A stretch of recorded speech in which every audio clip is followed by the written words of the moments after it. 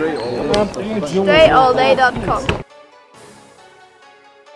What up, everybody? Dre Baldwin, DreAllDay.com. I'm gonna give you a quick backstory on why I'm even making this video, because I was actually looking at the comments to my other channel, my Dre All Day channel, which is YouTube/Dre All Day, which is where I talk about like off the court non-basketball stuff. And I was reading the comments there because I asked people, what do you want me to talk about? So I'm reading the comments, and I was about to record some stuff for that.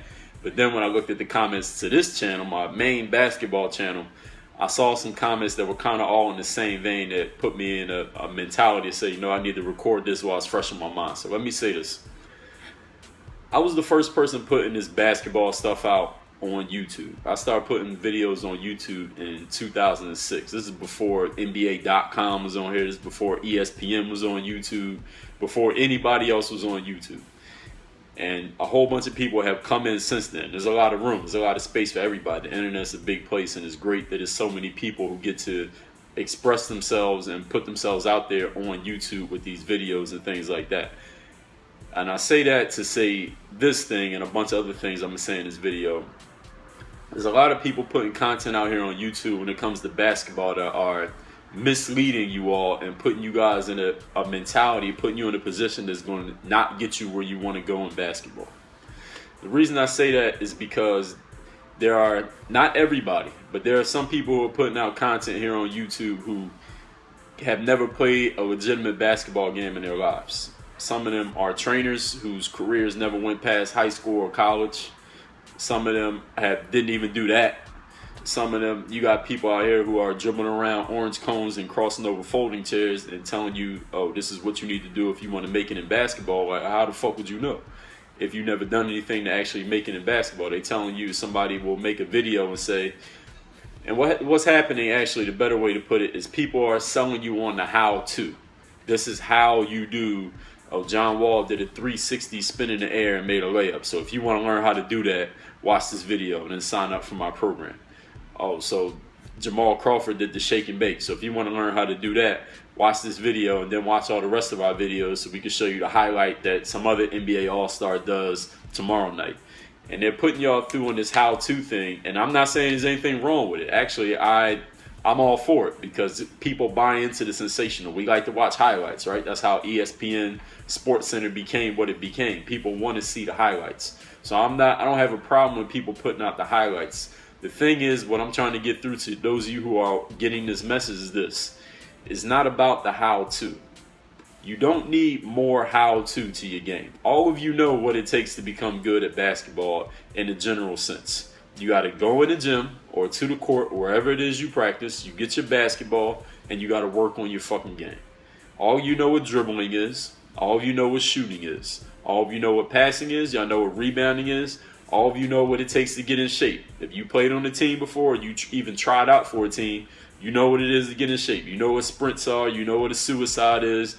You know the stuff that the coaches make you do that you hate doing. If you want to play basketball, there's only 3 things you need to be able to do. Number 1, put the ball in the basket when you got it. Whatever way you need to do it within the rules of the game. Number 2, stop the guy who has the ball from putting the ball in the basket when you're on defense within the rules of the game. And number 3, when the game's over, have more points than the other player. That's it. What happens is a lot of you players get so caught up in the how-to. I get a lot of how-to questions. Players come to me and they say, Dre, well, I'm this height and I'm playing against guys who are 6 inches taller than me, and he's got long arms and he can jump high and he has more experience than me. How do I score on him? There isn't really it's not a question of how to. It's not a question of how do I score on this guy. Let me ask you a question. For those of you players who come to me with this question, because a lot of players come to me with a question like that, like, Dre, this guy's way bigger than me. How do I score on him? Think about the guy who you're having the trouble with, that one specific person. You go to the court, you go to the court and you're worried about him. Like, all right, he's 6 inches taller than me. He's been playing ball longer than me. He's quicker than me. He blocked my shot 3 times last game. Anything I do, he stops it. I can't cross over. I can't shoot. I don't know what to do. Dre wouldn't give me a drill to work on, so I don't know what I'm going to do in this game. You come into the game and you just worried about how he's going to shut you down and how you have no options, right? Now think about him. Put yourself in that guy's shoes.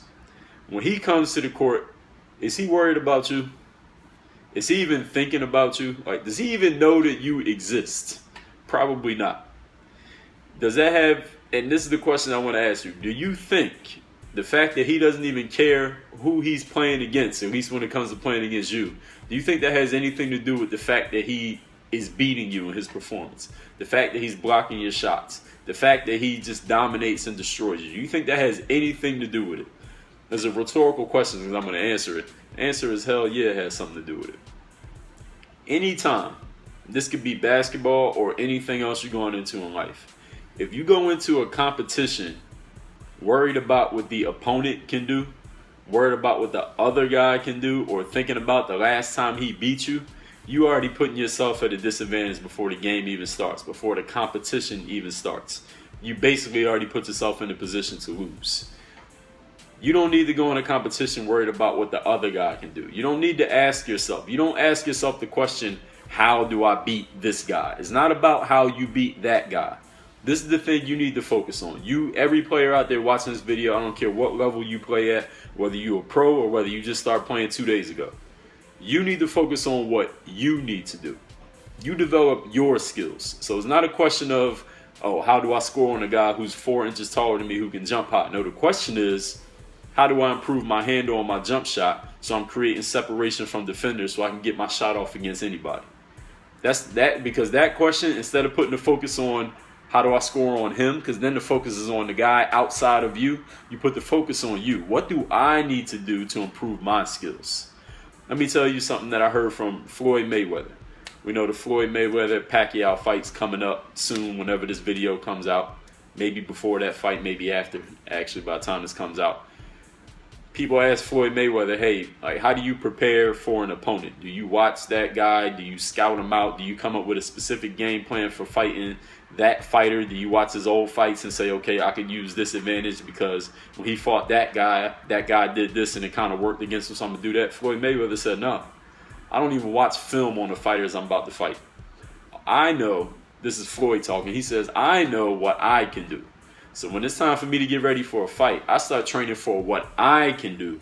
And then I go into the fight, and once we get in the ring, I see what he's doing, I make my adjustments, and then I beat that fighter. I beat the guy in front of me when the guy's in front of me. But I don't go through training camp worried about the other guy. Michael Jordan is another guy. In Tim Grover's book, Relentless, which is a book I recommend to every single basketball player, especially if you play basketball, but even if you don't play ball or even play sports, that's one of my top 5 books I recommend to everybody. He said Michael Jordan, before a game, you know, the coach calls everybody together in the locker room and he starts going over the game plan. These are the plays they like to run. This is this player, that player. This is a scouting report on each guy. This is what they do well. This is what they don't do well. And then he would hand everybody a sheet of paper. Usually, I think all teams, he would say, all teams will hand everybody a sheet of paper. Phil Jackson give out the sheet with the scouting report and all that on it, or one of the assistants. Michael would glance at the sheet, drop it on the floor, and then he'd go in the training room while the coach talked to the players because he didn't need to hear that. Michael didn't need to hear what the other guy could do. He didn't need to know about their strengths and weaknesses because Michael knew, number one, he has seen every player play. I mean, he's seen enough basketball players. He knew who the player was. He was focused on what he had to do. Michael Jordan said, I go into a game, I'm not worried about what Clyde Drexler can do. I'm not worried about Gary Payton's post moves. I'm not worried about if Reggie Miller is going to hit 5 threes like he did 2 days ago. I'm focused on what I need to do. I'm focused on what Michael Jordan needs to do. Because I know if I play my game to the best of my ability, which is what I train for, which is why I'm a professional, I'm going to outplay anybody I go up against. Because the standard of what I hold myself to, I know I'm better than anybody else when I'm playing my game the way I'm supposed to. And if I do that every night, I'm going to come out the victor in the end. And we saw what Michael Jordan's career looked like. We saw what Floyd Mayweather's career looks like. And if you look at any other top performer in any field who's in a field where there's direct competition going on a lot of times, they don't focus a lot on what the opponent is doing. You don't need to focus on the other guy who's beating you or focus on the guy who you think is going to beat you. If you go into a game thinking somebody's going to beat you, then you might as well not even show up. You're probably going to lose. And all of you from the comments that I read, at least, I know a lot of you watch these videos and don't ever leave comments. But from those of you who do, you go into a competition expecting to get beat. What happens? Have you ever surprised yourself and won? Most of the time, no. 95% of the time, you're right? Whatever you expect pretty much is going to happen. If you hold that expectation strong enough and long enough, it's going to happen. So the reason that I brought up at the beginning of the video how there's a lot of people on YouTube who give you the how-to. This is how you do this move. This is how you work on your handle.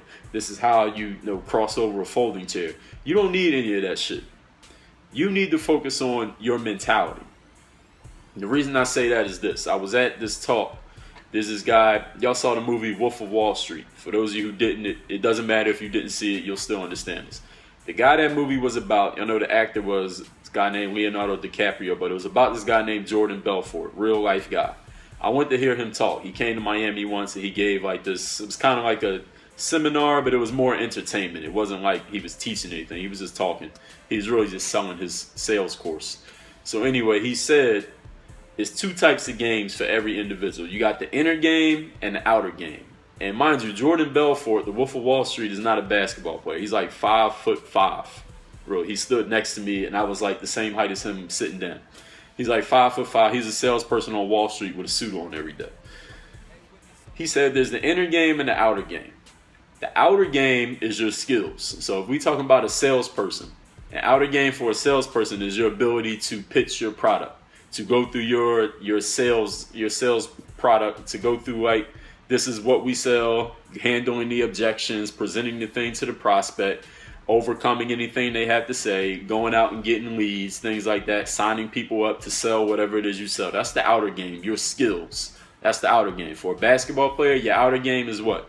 Your handle, your crossover, the way you play defense, being in shape, making an open jump shot. That's your outer game.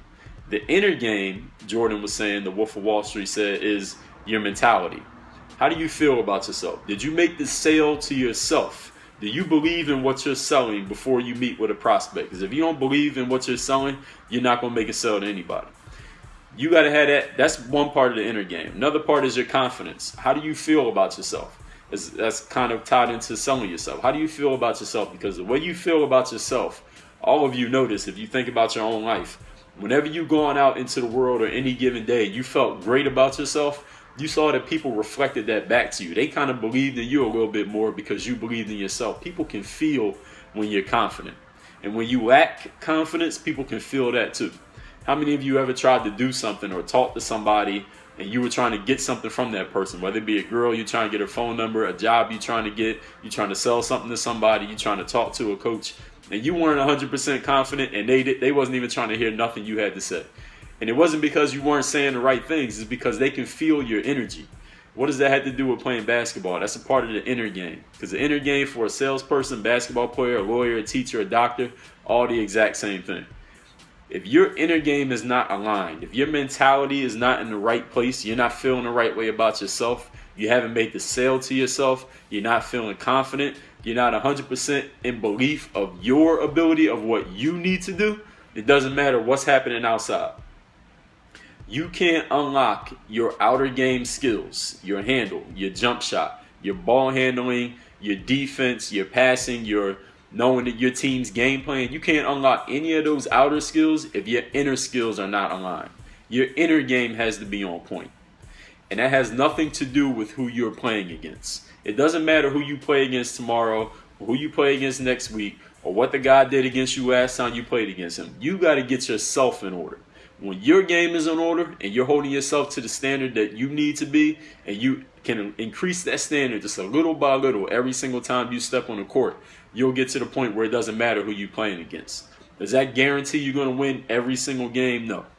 Michael Jordan didn't win every single game. He was winning the championships, but some nights he didn't win. Some nights he wasn't his best. But he knew.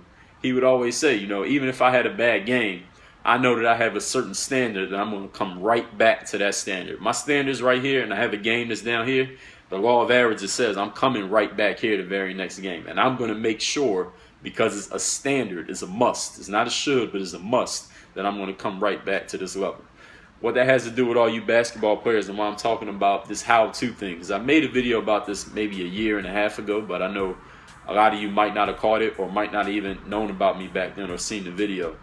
You don't need more of this is how you do things. This is how you do this move. This is how you need to work on this. This is how you score on this person. This is how you do the crossover. This is how you do a spin move. You don't need more how. You already know what the fuck you need to do.